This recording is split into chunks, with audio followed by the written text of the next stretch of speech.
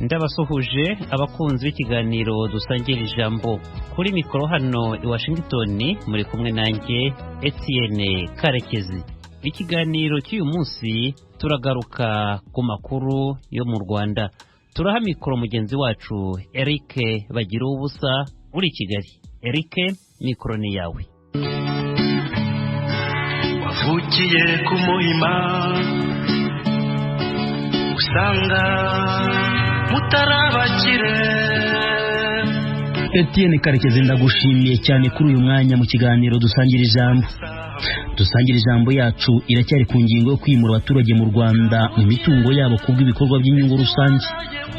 Mu cyumweru gishize twabagejejeho iby'amarira n'amaganya y'abatuye n'abari batuye i Nyarutarama mu midugudu ya Kangondo na Kibiraro bamaze imyaka 4 batarahabwa ingurane ikwiye ku mitungo yabo kandi yarabaruwe. Mwumvise ko bamwe by'abayobeye nyuma yo kubura ayo bacira nayo bamira bagahitamo gusubira gushinga amahema yabo mu matongo, maze bikarangira bahakubitiwe ndetse bakanafungwa. Dutegura iki kiganiro barafunguwe, ariko ubutegetsi bwite bwa leta bufatanyije n'inzego z'umutekano nyuma y'ibyo ntibwatereye agati mu ryinyo. Kuwa gatatu w'iki cyumweru hari ku itariki ya 25 z'ukwa 11 ubutegetsi bw'umujyi wa Kigali buri kumwe na Minisiteri y'Ubutegetsi bw'Igihugu n'inzego z'umutekano bwegereye abagomba kwimurwa, maze bagirana ibiganiro. Professeur Anastase Shyaka utegeka Minisiteri y'Ubutegetsi bw'Igihugu yise ko bigamije kubwizanya ukuri kuri iki kibazo. Nibyo kiganiro dusangira ijambo cyubakiyeho. Izingiro ry'iki kibazo ni umushinga wo kwimura abaturage babarirwa mu miryango isaga 1500 watangiye mu 2017 utegeka buri wese kubakirwa inzu, maze bihera aho ubwumvikane buba buke na n'ubu. Muri ibyo biganiro byabereye mu ruhame Nyarutarama birimo ibice bibiri. Hari benshi badakozwe ibyo kwimuka batabonye ingurane ikwiye, n'abandi babiri bagaragaje ubushake bwo kujya mu nzu zibubakirwa mu kagari ka Busanza ya Kanombe. Byose bigamije kubahiriza igishushanyo mbonera cy'umujyi wa Kigali. Dutegura iki kiganiro, ubutegetsi bw'umujyi wa Kigali bwabaruraga imiryango mu 48 ngo ishobora kwimuka mu cyumweru kimwe igihe izindi nzu zitaruzura. Abaturage bariko mu butegetsi ko bushaka kubatwarira mu kivunge aho kugira ngo bwubahirize ibiteganywa n'amategeko mu kubimura. Nabwo se bwemera ko buhonyora amategeko kandi aribwo bwagombye kuyubaha? Ntuve kunyakira amajwi yawe. Iki kibazo cyo kwimura abatuye Nyarutarama nubwo ariho cyasakuje kuruta ahandi, byashoboka ko wenda abahatuye bashikamye ku burenganzira bwabo kuruta ahandi, si umwihariko wa Kigali. Isura rusange ku rwego rw'igihugu turayisanga mu bushakashatsi bwashyizwe ahabona muri uyu mwaka na Komisiyo y'Igihugu y'Uburenganzira bwa Muntu mu Rwanda. Iyo komisiyo ivuga ko mu turere 15 tw'igihugu yakoreye ubushakashatsi ku basaga 13,000 yabonye ko 29% babarirwa imitungo yabo ariko ntibishyurwe, mu gihe abandi 47% nabo bahabwa ingurane idakwiye. Turaza kumva ingaruka bigira ku bagomba kwimuka n'iki iyo komisiyo isaba ababishinzwe. Ubu tubagezaho iki kiganiro, hari abandi bakomeje kutwandikira batubwira ko mu majyaruguru y'u Rwanda i Musanze hari abatangiye kurira yo kwarika mu Kinigi kubera ngo baturanye n'imwe muri hoteli. Abo nabo barategekwa kubisa iyo hoteli kandi ngo babona bitubahirije amategeko, cyo kimwe n'ahandi mu gihugu kigendera ku mategeko. Mbahaye ikaze mu kiganiro mbanza kubumvisha Bwana Godefroid Karamuzi utegeka umurenge wa Remera atanga isura rusange ya Nyarutarama. ubonye isuku rusange hari isuku nkeya kugira ngo n'umuturage kuva ku rugo rwe ajya ku rundi, n'ejo bundi mu gihe cyaguma mu rugo no gutanga ibiribwa byari bigoye, yewe no gutanga amabwiriza yo kwirinda. Twakoreshaga drone kugira ngo abaturage kuko kagera ari abayobozi ari abaturage muri rusange kwegerana, yari ikibazo gikomeye cyane. Ibyo bikagana nyakomeretse w'igihugu. Iyo uhageze kugira ngo ubone aho wacukura ubwiherero santimetero 50 uba wageze ku mazi. Niho waje kuva na rya zina kubera ko abaturage batuye begeranye, umwe agacukura santimetero zingahe akayikoresha nka wese, imvura yaba yaguye y'amazi akavayo, ugasanga uyu muturanyi we ibyo akazana amakimbirane hagati y'imiryango gahora muri izo nduru. Yakuba minisita iyo nahageze uyu muturage aramutse arwaye ntabwo irasubira ngo izamutabare ikindi. ijambo rye Profeseri Anastase Shyaka yatangiye asaba kubwizanya ukuri na cyane ko ngo hatari umwihariko. Ibibazo by'imiturire ingorane zibirimo ntabwo Kangondo na Kibira ariho hambere niho byahereye, ntabwo ari aha byahereye, nta nubwo ari aha bizarangirira. Siko bimeze, ntabwo ari mu mujyi wa Kigali gusa, n'ahandi turabifite. Ubwo ahubwo dutangire tuvuge ngo se ko dufite ibibazo binakomeye biremereye, tubyicarire twiyorose cyangwa duhaguruke bishakire ibisubizo. Rimwe na rimwe bimeze bite bishobora no gusharira. Ubundi aho ngeze ndabanza nkabaza, murashaka ko mbabwiza ukuri cyangwa murashaka ko mbatera ipasi nigendere? Mushaka ko mbabwiza ukuri, tuganire tubwizanye ukuri. Bwizanye ukuri, sibyo? Bwizanye ukuri, kuri nyakuri kandi mu bwubahane, sibyo? Ibibazo biri aho dutuye mu miturire, nta nubwo twavuga ngo byose ni guverinoma leta izabikemura. Ntabwo leta se nini, leta nitwe nimwe, sibyo? Mu gufatanya. Gusa icyo nasubiramo abahamiriza n'abafuramo, nababwira ngo nimuhumure, ntabwo muri imfubyi, mufite igihugu kibakunda, leta ibakunda. Tuzagira ibibazo ariko ntabwo bizanyeganyeza uwo musingi dusangiye. Shyaka akomeza avuga ko kubaka igihugu ari urugendo. Ndagira ngo mbasabe ntimuzacike intege, kubaka igihugu ni urugendo. Nibi turimo ubu ni urugendo, turi mu rugendo rwo kubaka umujyi, turi mu rugendo rwo kuvugurura uyu mujyi kuwugira mwiza, turi mu rugendo rwo gutera imbere nk'igihugu cyacu, turi mu rugendo rwo guhindura imibereho tugana ku mibereho myiza y'abatuye aha n'ahandi. Ntabwo ari aha gusa, hari n'ahandi. Uru rugendo rero muri Gasabo mufite akantu mwita ngo tujyanemo. Hano Kangondo karahari ka tujyanemo, birahari. Nimwumva se tujyanemo rero, komeze tujyanemo. Naje kubasongera amagambo abiri.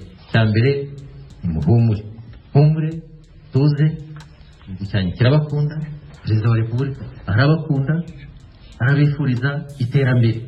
Humure kandi rizaza. Cyangwa benshi muranarifite, murarikuzaho imitwe y'intoki ndababona mwararishikiriye. Abenshi murarifite, murikomeze. Aho hari ingorane tujyanemo, dufatanye muri gusubira inyuma. Aho ibibazo tutabikemura mu isogonda, komeze tujyanemo dushakire ibisubizo. Mu mwanya abaturage bahawe ijambo mu bwisanzure busesuye, higanje abadakozwe uburyo kwimuka uko biri gukorwa.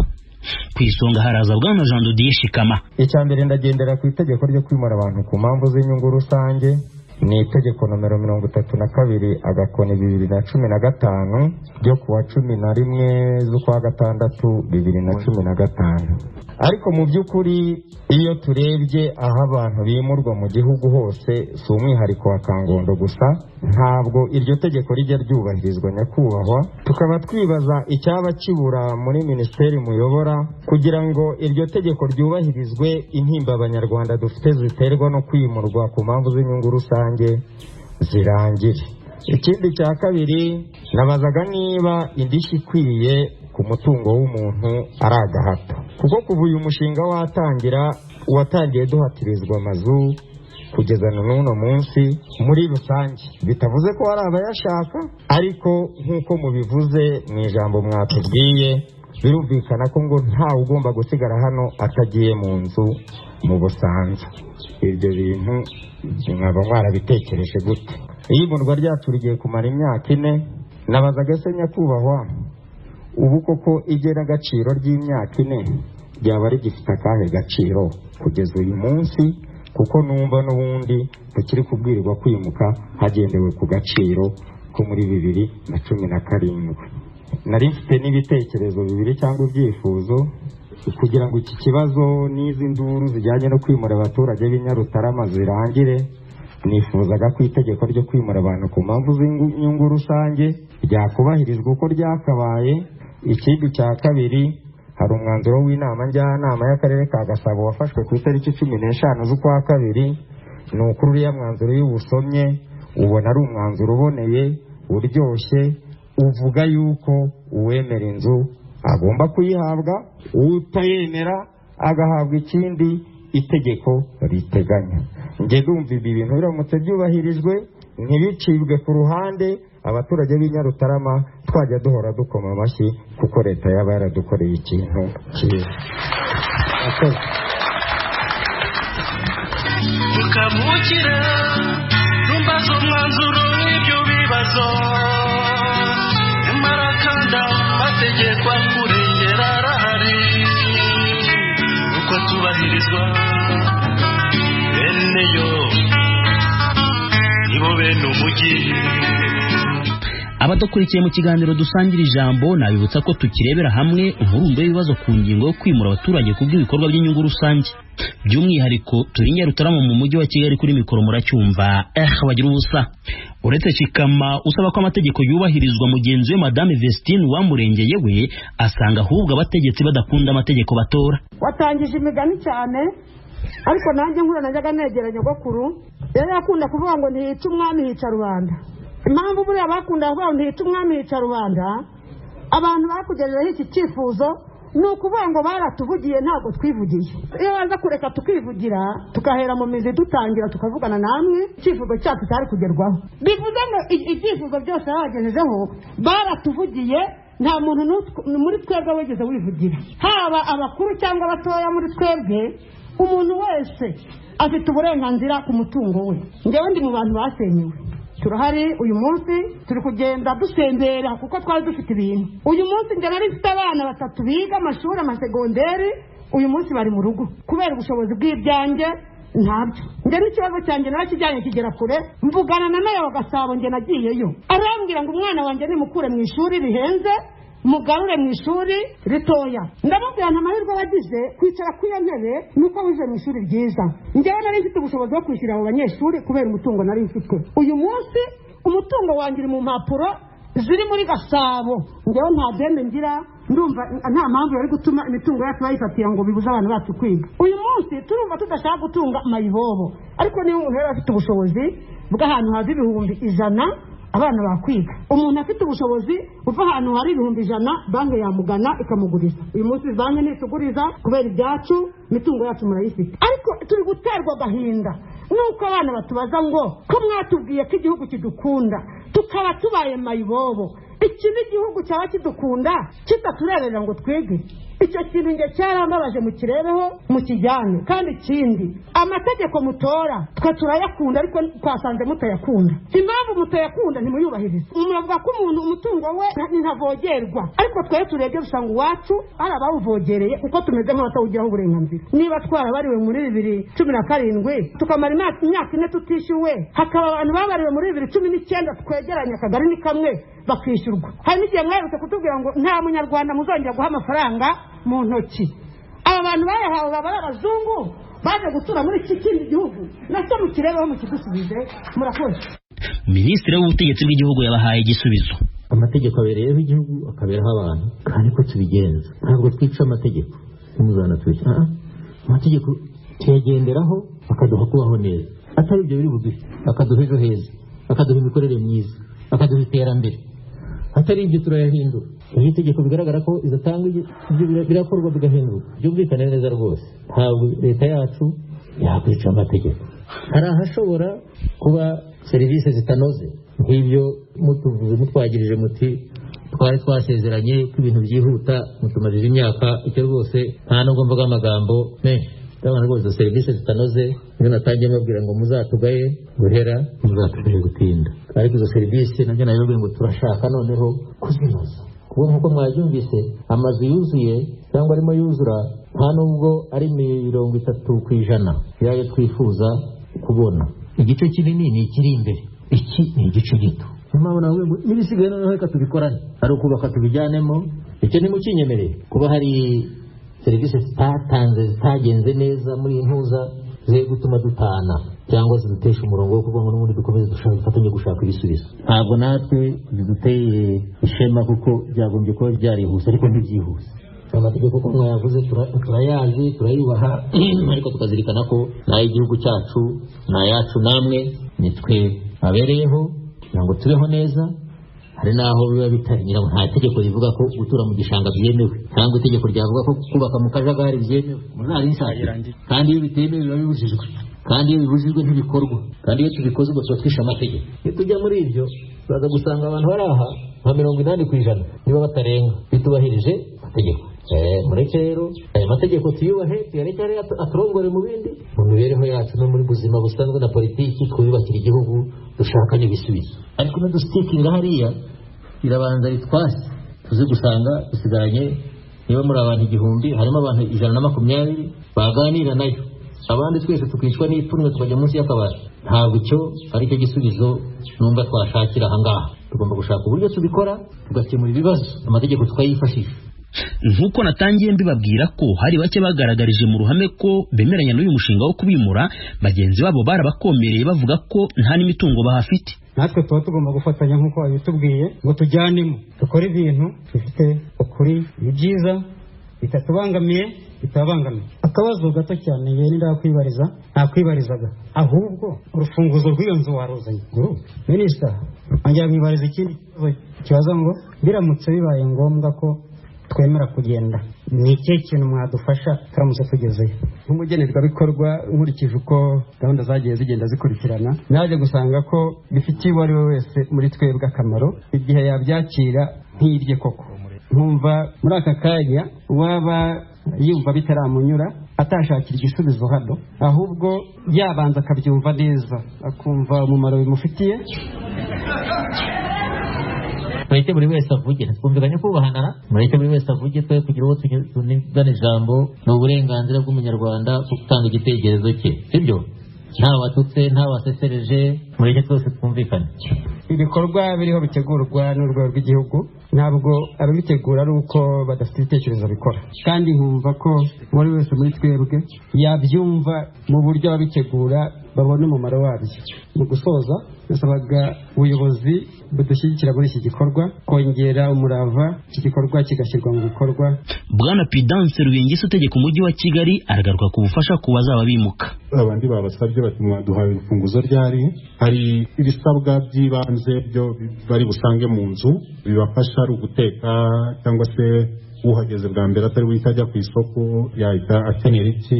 Ibyo biri gutegurwa, ndetse n'uburyo buzabimura, ndavuga transport nayo kugira ngo bazashobore kugezayo ibyo batunze mu nzu n'ibyo basanga bitabagoye, ndetse n'ibiro bishinzwe imibereho y'abaturage, ndavuga social, birahari birateguye kugira ngo nk'umuntu wimutse mudugudu aba hari babakire, babafashe gukora iyo integration y'ahantu bimukiye bwa mbere, ndetse no kuba bashobora kuba bari kwegerana na bagenzi babo bagiye guturana. Bihabanye kuri ariko n'igitekerezo cya Madame Merita Mutangiza.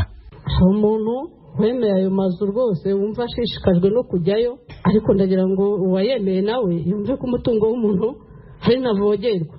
Ntabwo ushobora kuntekerereza, kuko njya gutura no kubaka mfite uko natekereje, kandi twese turashaje, turi gukorera ejo hazaza h'abana bacu.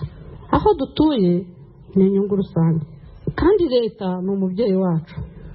Ariko nkibaza, ese aha hantu dutuye ko mugiye kuhadukura, ni ikibuga cy'umupira kigiye kuzabaho, muzahagira pisine kubera ko ari ahantu habi hataturwa abantu?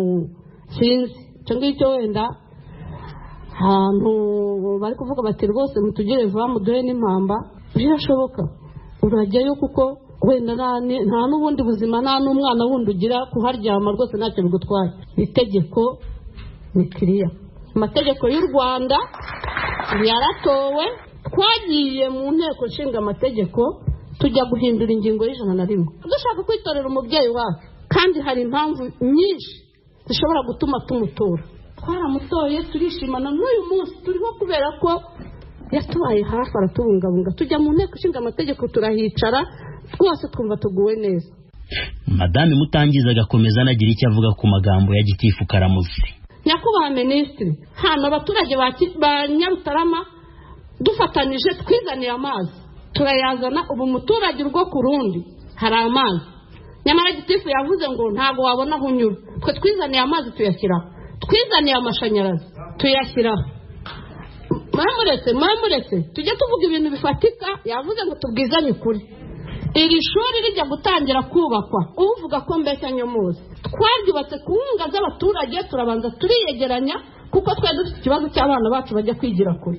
Iri shuri turaryubaka, iri shuri rigiye guhindurwa, badukoresheje inama, dukora umuganda. Untumyeretse y'amafaranga natanze yo kubaka iri shuri, nayikuzanira.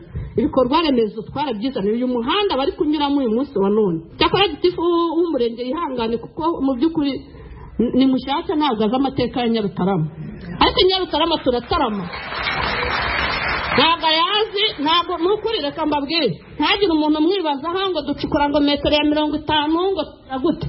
Umugoroba w'ababyeyi hano turasobanutse, ntabwo mbeshya pe. Ibyo byose twabigezeho kubera iki? Kubera ubuyobozi bwiza, kubera ko hari ibihe twanyuzemo, amasaka ntiyaduhisha, imvura ntiyaduhisha, inkotanyi zirakora. Uyu munsi wa none ubuzima dufite turabukesha nyakubahwa perezida wa repubulika. Ni ukuri kw'Imana turabumukesha.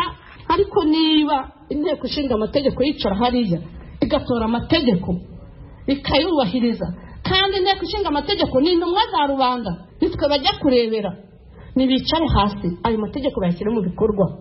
Ushaka inzu nibayimuhe kuko ayishimiye, ushaka ingurane ikwiye nawe nibayimuhe kuko nawe yishimiye. Turi abanyarwanda, duture twishimye dutekanye kuko dukunda igihugu cyacu.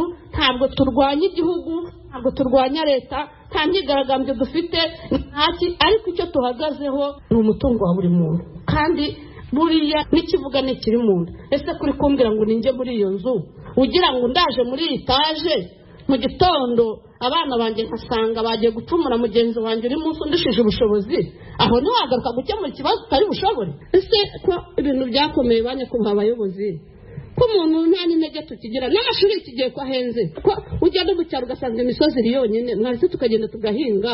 Uyu mujyi muri kuduhatira 2050 uriya tuzawushobora? Mudushyira hariya muri ariya mataje mushingiye ku cy'ejo hazaza hacu, kandi nubwo turi kuvuga gutya, erega ziriya nzu natwe buriya twazubaka.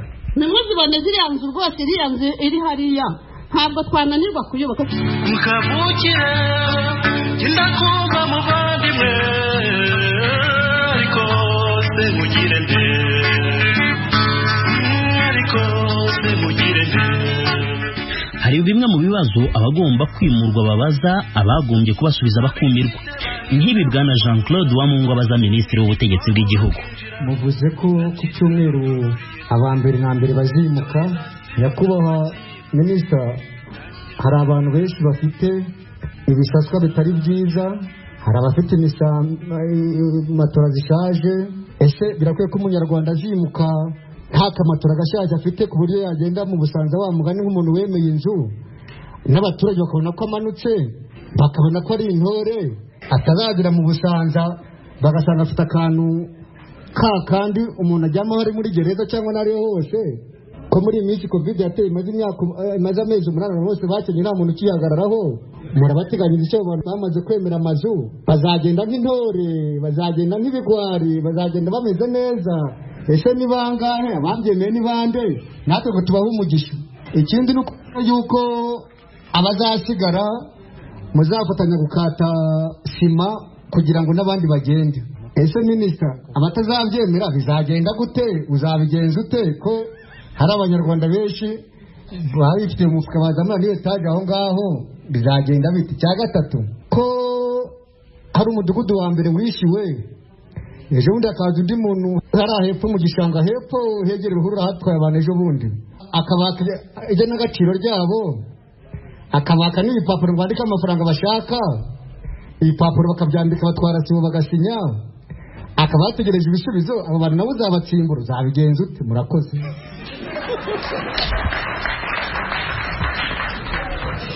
Ubushakashatsi bwa Komisiyo y'Igihugu y'Uburenganzira bwa Muntu buvuga ko kwimura abaturage ku bikorwa by'inyungu rusange bidakurikiza amategeko.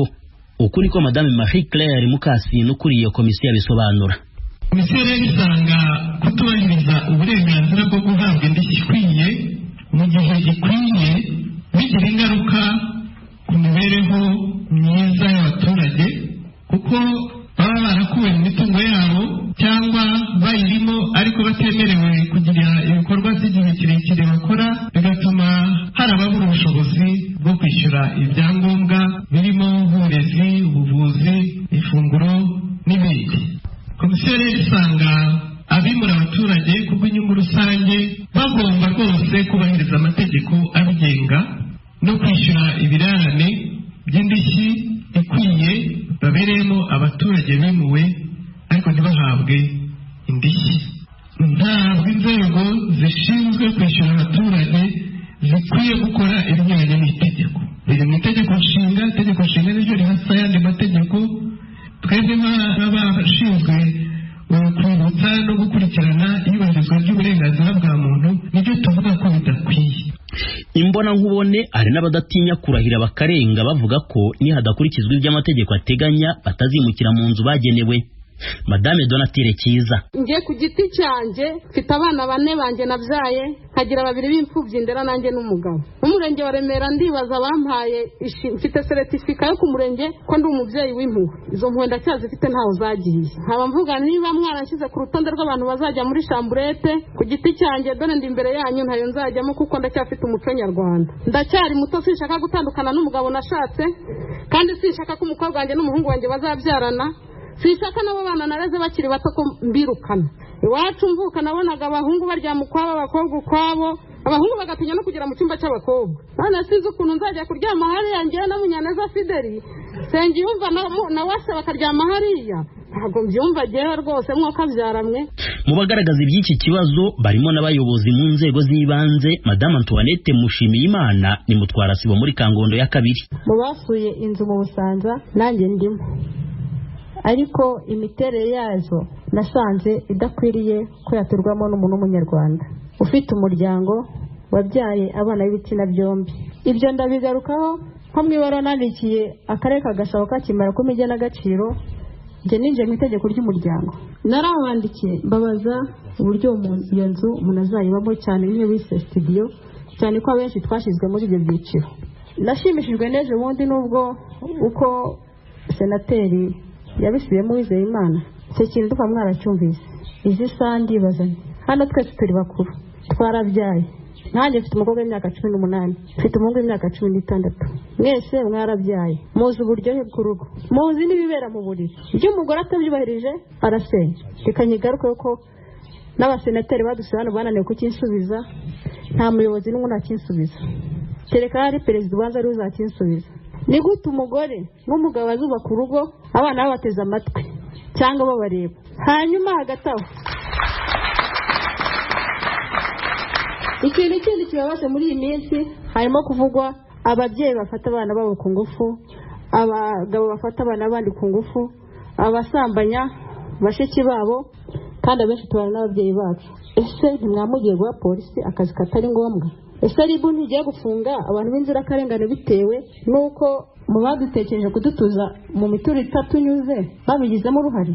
Turi midugudu 4, hari Kangondo ya mbere, ya 2, hari Kibiraro ya mbere n'iya 2. Muri iyi midugudu iri muri Nyarutarama hari umudugudu umwe urimo wishyurwa amafaranga kandi wimurwa ku mpamvu z'inyungu rusange. Ese ni irihe tandukaniro rya Kibiraro ya mbere n'indi midugudu 3 isigaye ku buryo bamwe bahaga amafaranga twe ntituyabone, kandi twese dutuye mu gihugu cyacu, twese twarakoreye ijya n'agaciro? Tukabukira tumbaza umwanzuro w'ibyo bibazo. Ibiganiro byarangiye ntacyo bigezeho gifatika, maze Profeseri Shyaka utegeka Minisiteri y'Ubutegetsi bw'Igihugu yizeza ko bizakomeza mu bindi bihe. Uyu munsi niba hari ibyo ntasubije cyangwa hari